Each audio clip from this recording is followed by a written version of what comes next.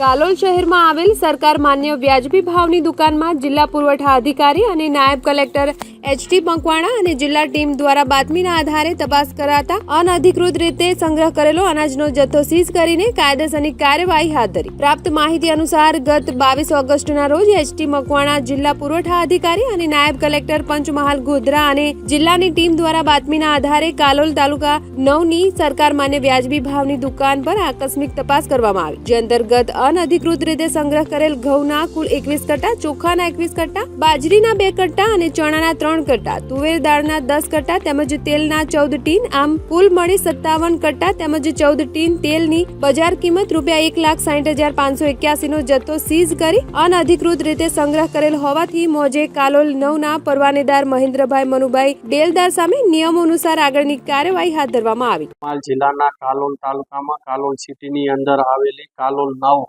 સરકારી વ્યાજબી ભાવની દુકાન, જેના પરવાનેદાર મહેન્દ્રભાઈ ડેલદાર, ત્યાં અમારી જિલ્લા પુરવઠાની ટીમ દ્વારા આકસ્મિક તપાસણી કરતા દુકાનની બાજુમાં આવેલ ઘર, જયેશભાઈ કાછિયાનું ઘર છે, ત્યાં અનધિકૃત રીતે અમારી કોઈ પણ પ્રકારની પરવાનગી લીધા વગર